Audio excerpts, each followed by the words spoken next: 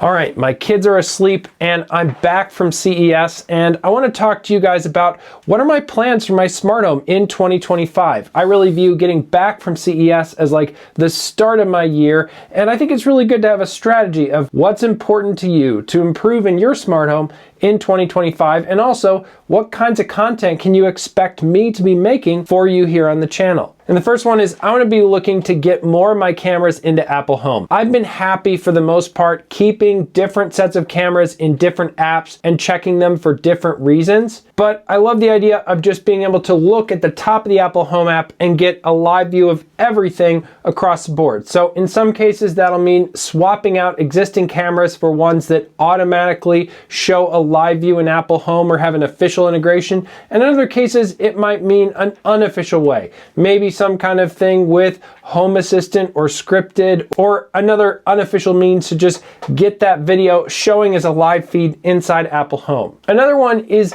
getting more controls beyond my iPhone. I've talked about how sometimes when the smart home stuff goes wrong, it can be nice to just pull out your iPhone as a reliable way to control your smart home. It seems to work far faster and is a lot smarter than a lot of my other Apple controls. But usually there's preset things we want to be doing, and you can put those into buttons or other physical controls around your home and make shortcuts for what you're doing right there on the wall that anybody can use and understand. And there are also a lot of ways to make those more intelligent. And I actually am working on an app of my own in this area. And again, it's nothing massive. It's not meant to replace any of your existing home apps, but I think it'll be a helpful tool to help you build out your Apple Home in the same way that I like to have my Apple Home set up. Now, another key part of an Apple smart home in 2025 is obviously going to be smart displays. We've heard so many rumors about Apple's new smart display coming in 2025. And it looks like that's still going to happen. And Aqara announced 3 different smart displays they plan to release in 2025, which will also be really exciting to check out. And I wouldn't count out wall-mounted iPads. Now, I've generally been pretty against wall-mounted iPads, but let me show you what I set up earlier this week in my basement. So over here, I wall-mounted my iPad mini. Now, I'll go into more details about how I have this set up and what I'm using here in a future video, so subscribe if you don't want to miss that. But in a world where Aqara and Apple and others are making lots of smart displays in 2025, you might be thinking that a wall-mounted iPad is kind of obsolete. But I actually don't think so, because I think this will still be the power user option that has all the flexibility of whatever kind of apps can run on an iPad. Could be a custom dashboard app, could be something like Home Assistant or Homey Pro. You can put that on an iPad, and you might not be able to put that on some of the other smart displays that are more tied to a specific ecosystem. Don't count the iPad out, even though it's not really the intended use case of an iPad to begin with. All right, so coming over here to the home theater area of our basement, there are a lot of cool projectors that have come out since the ultra short throw projector that I have currently in here, the AWOL LTV 3000 Pro. I really like projectors as a way to get a cinematic experience in your home. The price point of those are coming way down from what you might imagine in your head if you're not very familiar with that market. You might be thinking of, oh, it's going to be tens of thousands of dollars, but really it's in the single-digit thousands of dollars.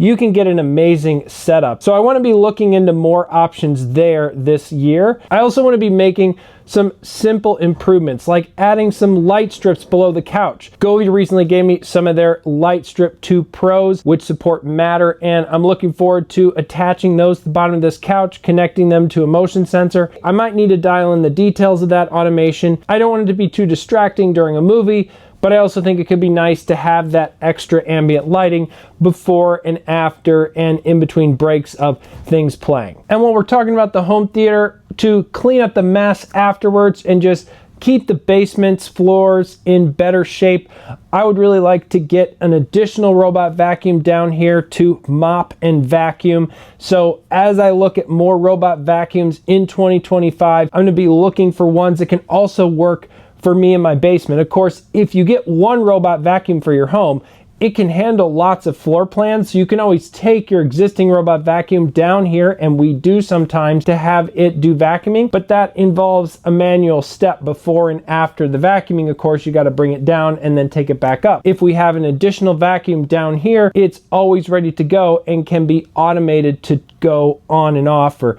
start and stop when we want it to.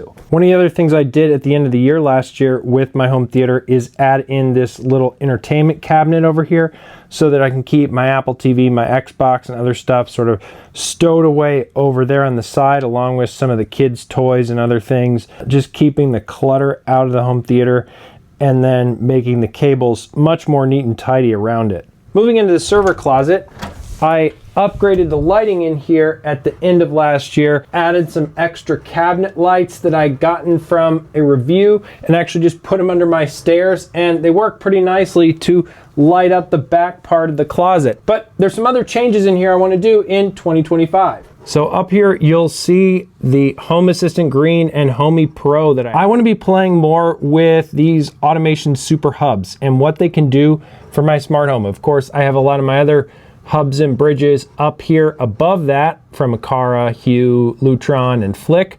But down here, I got the super hubs.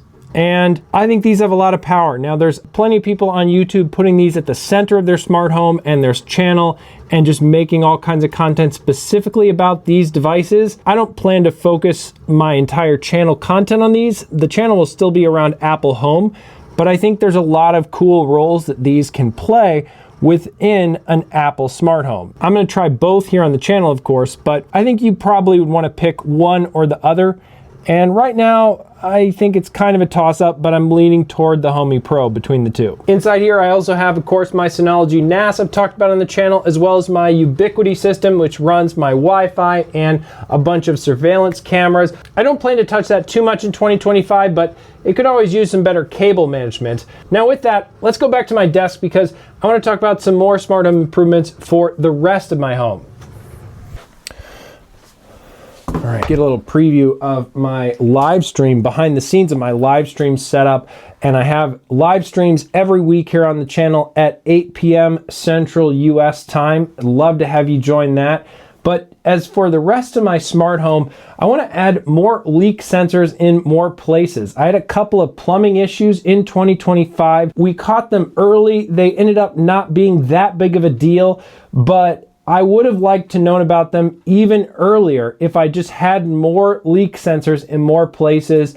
I added a smart water shutoff valve in 2024, which I talked about here on the channel. So some of those could even be linked to the shutoff valve to shut off the water automatically if I wanted to, or I just get the alert and I can deal with it as I need to. I also want to finish out some upgrades to our bedroom, including improving the closet lighting. We just have a single light bulb in our closet, and it could be even better with a light fixture that has more brightness levels, other options like that. And as for smart locks, the lock currently on my front door is the Aqara U100. And if I didn't review smart home tech on YouTube, I'd see no reason to upgrade. It supports Apple HomeKey, it has a fingerprint sensor, a keypad.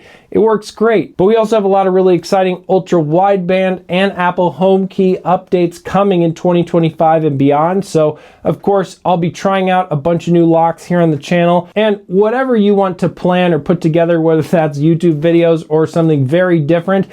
I've actually been using MindNode Next more and more. This is not a sponsorship, but I just really like having it on all my Apple devices to set up just ideas and think about the relationship between these different things, plan out videos like this. I used to just use MindNode Next for bigger, complicated videos that took more time to organize, and now I just use it for pretty much every video. And I really find it's a fun way to lay out my content, and you can use it for planning and organizing anything. It's a monthly or annual subscription, but I just think a really well done app and worth checking out if that sounds like something you're into. But I'd love to hear in the comments below, what updates are you interested in taking on for your smart home? What kinds of things are you on the lookout for in 2025? And if you want to hear about all my favorite tech from 2024, do I have a video for you right here on the screen with my best products, my Welander Smart Home Awards for 2024. So Check that out here if you haven't seen it already. Subscribe to the channel if you aren't already. Thanks again so much for watching, and I'll see you in the next video.